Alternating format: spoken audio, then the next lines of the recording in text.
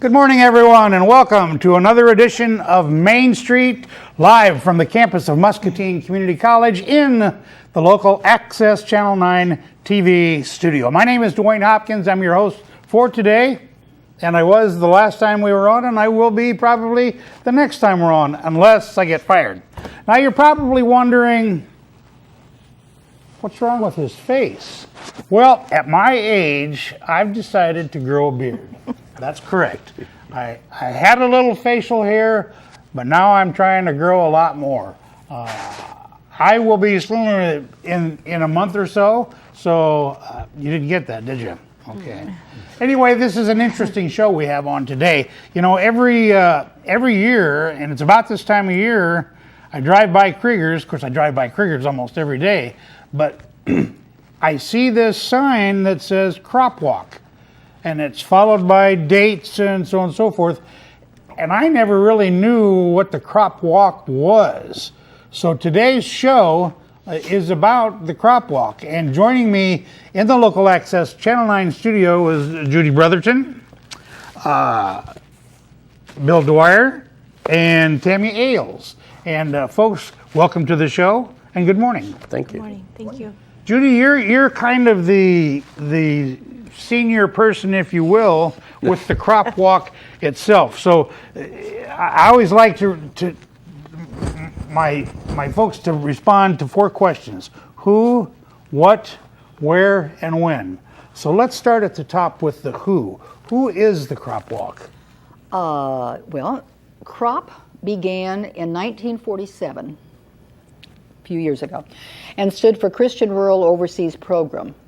And the purpose of it was to help Midwest farm families. Would you say that again, Christian Rural Overseas Program. Answered our question, didn't she? Mm-hmm. Almost. Yeah. There's the rest of the story. Okay. The purpose was to help Midwest farm families share grain with people in post-World War II Europe and Asia. And the acronym has been outgrown because we no longer go out to the farms and ask them for a bushel of whatever. Sure. Although I understand they have done that in Muscatine, but a long time ago. They did keep the name. Actually, CROP stands for nothing right now. It's just, you know, you've been calling it CROP for a long, long time, and so rather than change things, they just kept it sure. at CROP, even though the letters really don't mean anything right now. The first crop hunger walk took place in 1969, and 2 years later, the first Muscatine crop walk was held. So we have been Muscatine crop hunger walk has been involved with it since the beginning. Since the beginning. But it actually began in 71. Is that what you're saying? The one here. Yes. The crop walk program began in 1969. But this year is our 46th annual crop walk. Okay, that answers the who. Okay. Now the what. Okay. What exactly is the crop walk? The purpose of the crop walk is to help those who have, help those who don't have. And we get money from people who have to help with hunger programs for those who don't have. Money goes to Church World Service, which is an interfaith group. They have programs involved with hunger and also with water programs all over the world, including the United States. 25% of the funds that are received here come back to Muscatine for local hunger programs. So, and the other 75% goes? They goes wherever the need is. It could be in other parts of the United States. It could be any other countries that are involved. It's Church World Service is involved in disaster programs. I'm sure that Church World Service is involved in the earthquakes in Mexico, in the hurricane areas, the flood areas, all around. They're a disaster relief program, primarily involved with hunger, water, and also with some micro loan programs for people in developing countries. Okay, now we're down to the where. I mean, this might seem like a silly question since we're located in the heart of ag country, but the where is not just Muscatine, is it? No, it's all over the world. There are programs in Europe, in Asia, North America, South America, about any place where there would be people who need assistance with growing crops or with getting drinkable water, things like that. Wherever there is a need, crop funds could help. Sure. And the win this year is? The Muscatine CROP Walk is October 1st, which is this Sunday, at 2 o'clock in the afternoon at Riverfront. I always say, it's kind of bad. We meet by the bathrooms. Well, that was going to be my next question. That tells you where it is. That tells you where it is. That was going to be my next question. Yes. Where exactly in our area does the crop walk start? Where does it end? What happens in between and so forth? We do the river walk. When crop started 46 years ago, it was a 10-mile walk. Wow, that's pretty healthy. Oh yeah, and people walked from here to Salisbury Park, and then they were bussed back, because once you walked out there, you're going to probably have to be carried back. So sure. they were bussed back or driven back. Then a while. Well, I've been involved with this for probably 30 years, and it was 10 miles for a couple of times really? that I was there. And by that time, they weren't going to Salisbury; they were just doing it in the around town. Someone would determine a route. Yes, a 10-mile route, and then before that killed everybody, we went to a 5-mile walk. Or I'm sorry, went from a 10 mile to a 10K, and then we went to a 5K, and then probably, I don't know, maybe 8 or more years ago, we decided that it would be, the walk is really more symbolic than it is just to do a long walk. So we decided we might get more walkers, and it would be safer and easier if we did it on the riverfront, since we had that lovely path there. Absolutely. This way we don't have to worry about closing streets. We don't have to get the police department involved. We don't have to have as many water stops as we did originally. And it's just a lot easier, and we do get more people. Good.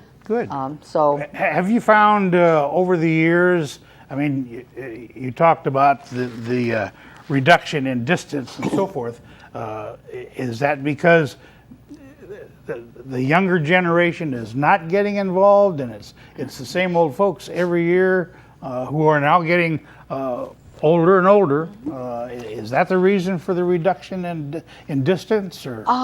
Mostly it was just we thought that everybody seems to be so busy anymore, and people don't have time to do things, and a 10-mile walk takes a lot longer than a 5K, and actually the riverfront isn't quite a 5K. But no, we don't have as many walkers as we used to. The crop walk was the granddaddy of charity walks. It was the first charity walk that started, and today everybody does a walk. You do a walk for yeah. You do a walk for twisted ankles. There's a walk for everything, and so. Our numbers have slowed down quite a bit from what they were, 30 years ago. We maybe have 300 walkers. Oh, really? Yeah, and now we have maybe between 125 and 150. That's still a very healthy amount. That's still not a bad number. Sure. No. Sure. No. Well, let's transition into Bill Dwyer, and the reason that you're here, Bill, you are the coordinator for the Muscatine Food Pantry. I am. How does that integrate with the crop walk? We receive funds from Crop Walk to purchase food that we distribute. Okay. And that becomes really vital for us. People donate food, churches, individuals, businesses, but we also have to purchase food. And as our numbers go up, it takes more and more food. And so Sure. the dollars from Crop Walk Sure. are important to us. Well, I can share with you a personal experience. It's been quite a few years ago, but the Canadian Pacific Railroad every other year or every third year sends their holiday train into Muscatine. And one of the things that they require is that Muscatine residents bring a can of food. And I got involved in that when it was here the first time, and I had a trailer, and it was colder than the dickens, but we filled that trailer, and then we filled the tow vehicle, and I delivered that food that evening up to the Muscatine Food Pantry. I'm assuming it is still in the old post office. Right. In the back there. And I got to tell you, my opinion at that time, and I was also involved in another food raising expedition, if you will. But I got to tell you, my first visit to the food pantry, I was not impressed because there wasn't hardly anything there. I'm assuming that over the years, the inventory has grown a great deal. We try to keep a 2-week supply of food on hand. That's often difficult because in January of this year, we averaged 72 people per day that we were open. Monday, 72 Wednesday. people per day? On Monday, Wednesday, and Fridays. We now are over 150 people per day. And last week we hit 181 people. My word. The need is dramatic and changing. We're getting a lot more single people, men and women that are coming. And in 2016, we served over 19,000 individuals that actually walked into our doors. That represented, in terms of families, over 52,000 people that were served by the pantry. One person would have perhaps 2 or 3 people at home. Sure. So there's a dramatic need, and so now we're up in the 140 to 150 range, and it keeps going. So what you're saying is that your inventory has grown a great deal, but it's still not enough. Well, we just don't have an inventory as such. We get donated food, and then purchase food, and typically we run about a 2-week store of food. Beyond that, we just depend totally and count on people donating food. Wow, that's something. Well, Tammy Ailes is with us as well. Tammy, you're with the Muscatine Community School District. What's your involvement with CROP and with the food pantry? So yes, we have, what I represent is the Bag of Blessings program that we have here in Muscatine, which directly is impacted by the food pantry as well. Now, I've got to tell you, Bag of Blessings, I've never heard of that. Okay, well, we've morphed it from the international or national organization called Blessings in a Backpack. And its inception came about 7 years ago at our church, where we were looking for a middle school project for our middle school youth. And it became apparent to us that there was a problem with some families in the district that had problems with food security for the weekends. So our middle school youth took it upon themselves to begin this program. And instead of having backpacks full of food to send home, we just decided to have brown paper bags. So it came Bag of Blessings. That's how it came out. Well, that makes sense. Right. That makes a lot of sense. So all these folks, at least 2 of them now, and there are probably more, that are depending on Crop Walk for support. Yes, we have 20% of the funds go to the food pantry, and 5% of what we receive here goes to Bag of Blessings. Now, in the past, we have had for probably, I don't know, at least 15 years, maybe longer, we received a matching grant from the New Hope Foundation. So every dollar that was donated by a walker for the Crop Walk would be matched.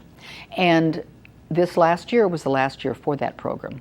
They are going a different direction now, apparently. But we received, with our check, we received a letter saying that this would be the last year for the matching grant. So we are really, really working very hard this year. We have to make double the amount of money that we did last year.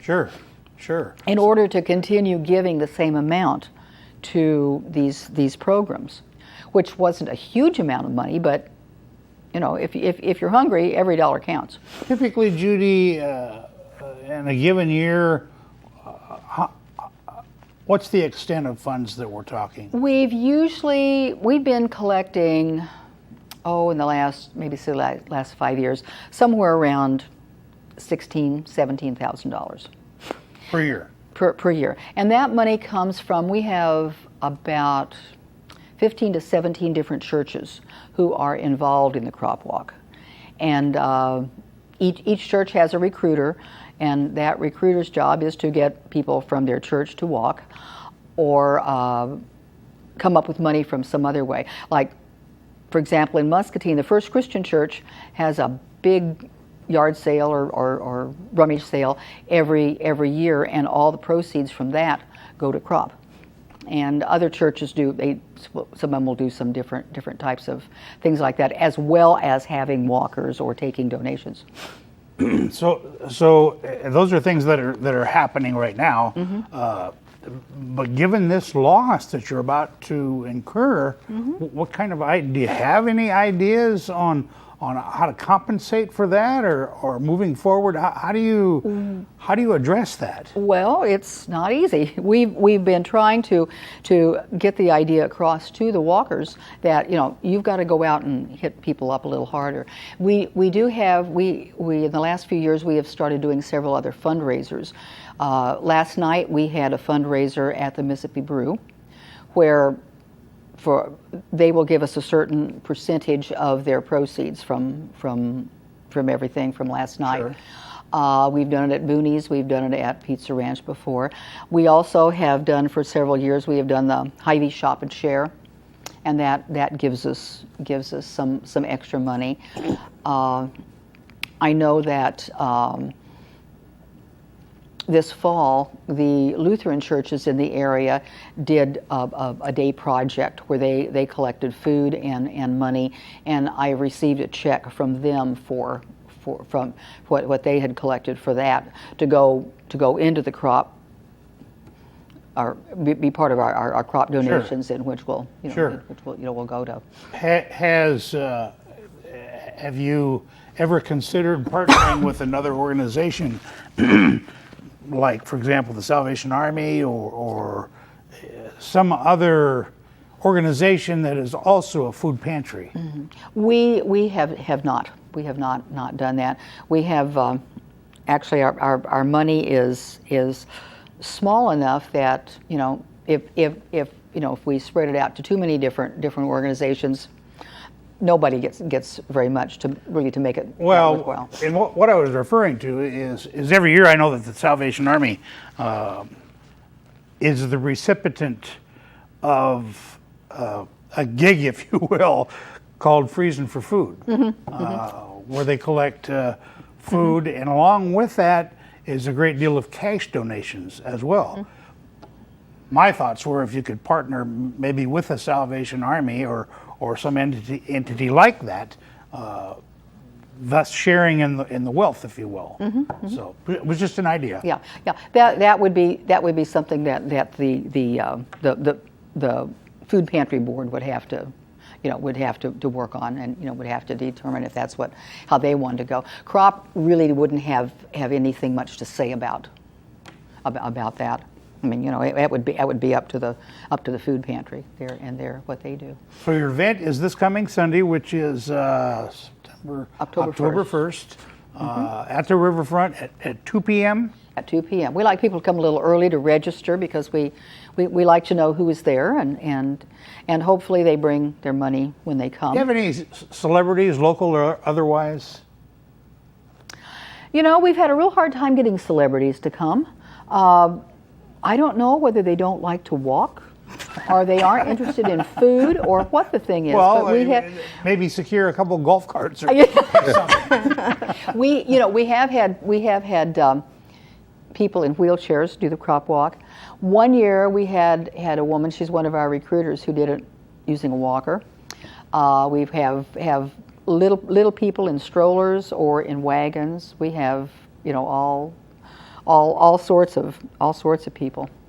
I'm just thinking there are 7 city councilmen, a mayor, a city administrator, a fire chief, a police chief, a public works director, a parks and rec director. These are all may not be considered celebrities. They may not think they're celebrities, but they are celebrities. Yeah, and a number of these people have been invited in the past to do it. We have had mayoral proclamations in the past for the crop walk.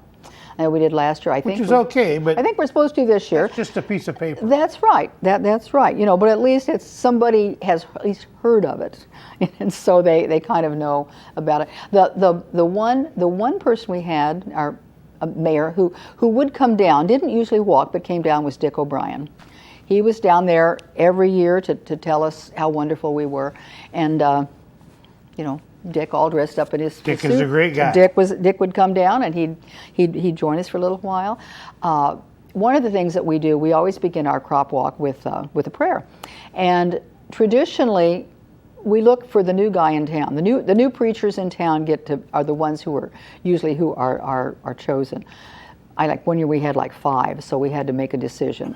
Some years there aren't any, so you kind of go and get one of the ones who's been around for a while. But we try to do those kinds of things to get more people involved and to know what the crop walk is. We have invited different people. Election years are always kind of nice because but we haven't really been able to get. That's an idea. We have tried for 15 years, and try to get a politician out for something like that. It just has never worked for us.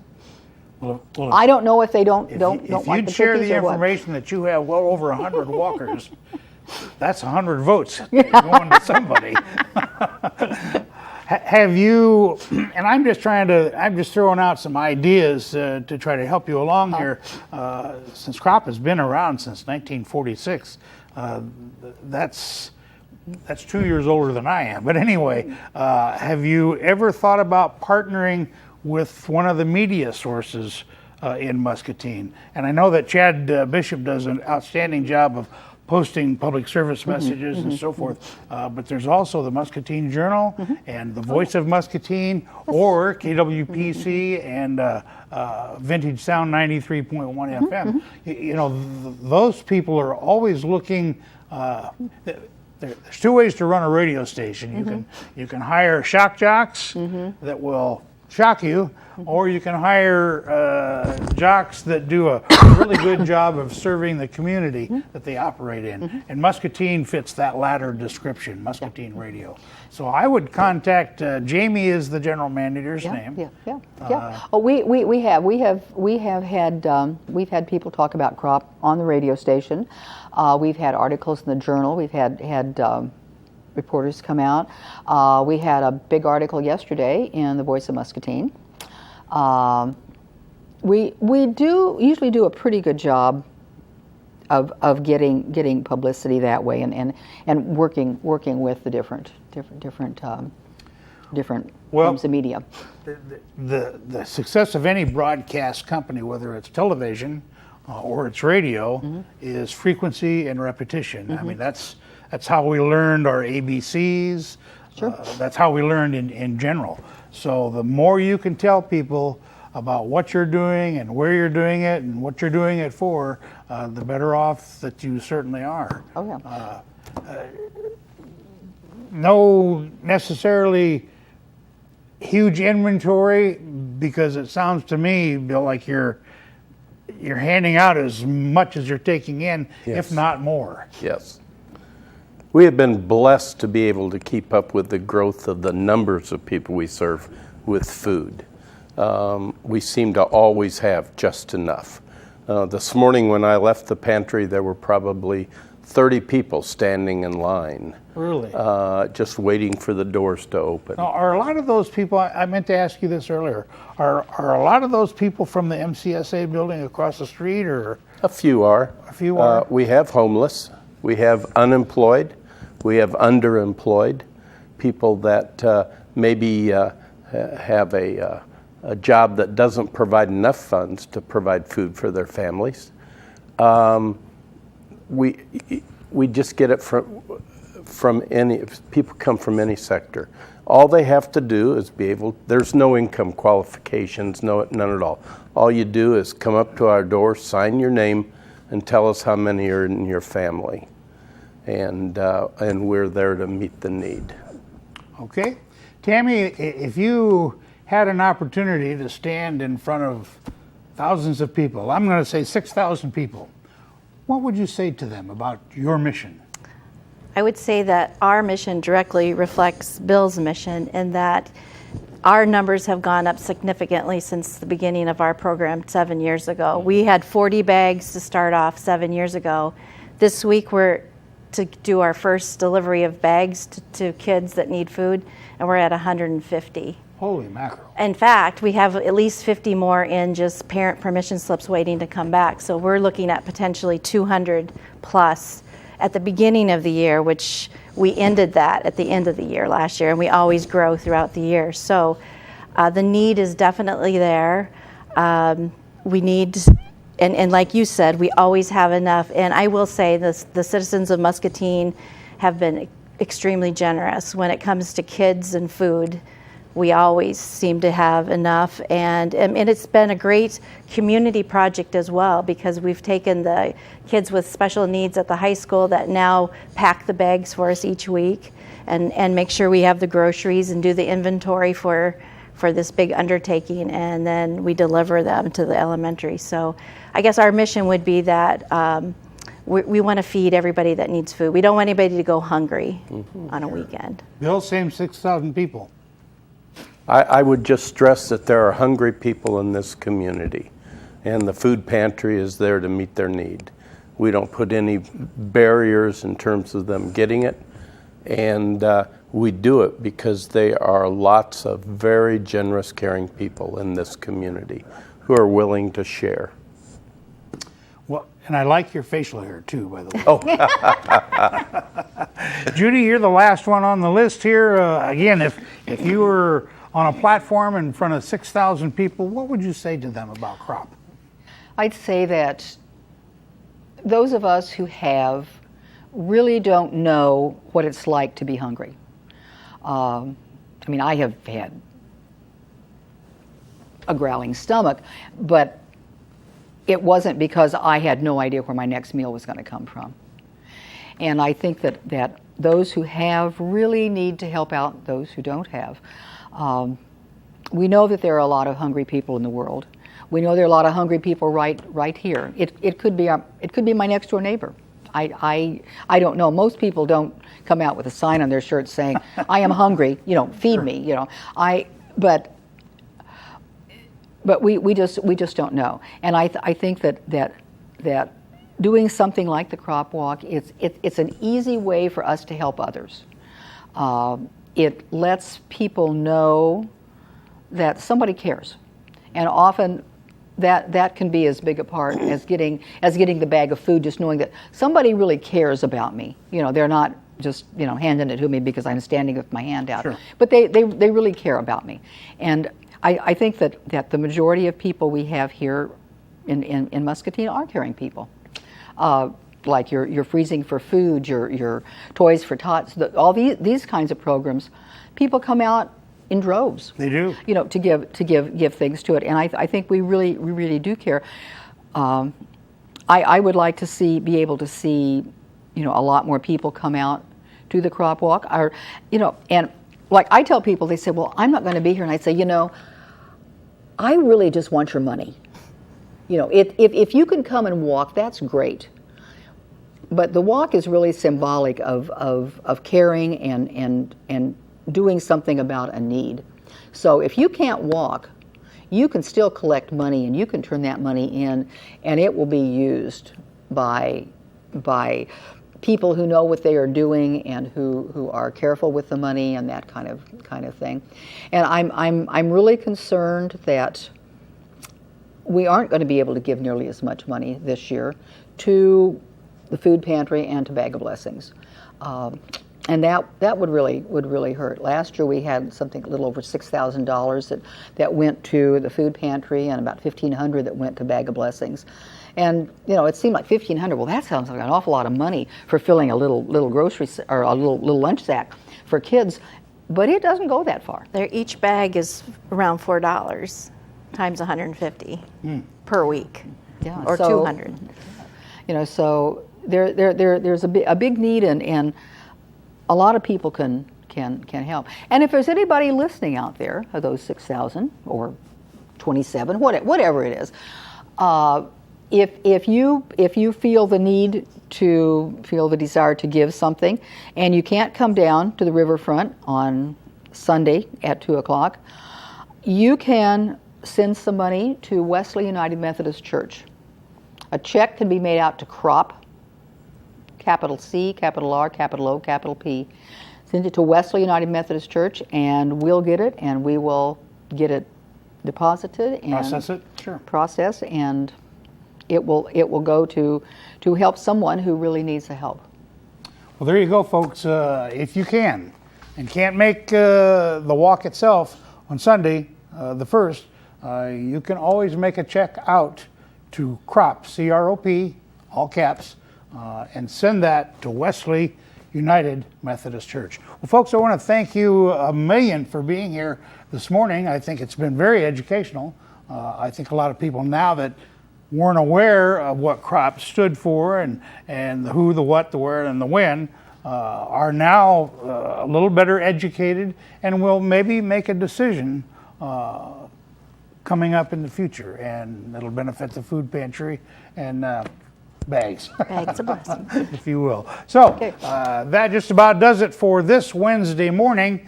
I want to talk just briefly about Chad Bishop's interview on Viewpoint with Mayor Broderson. Do you think Chad was tough on her? Do you think Chad wasn't maybe near enough tough on her? Think about that. You don't have to call anybody, and you don't have to let anybody know. Just think about it. Thanks for tuning in, and we'll see you in 2 weeks here on Main Street.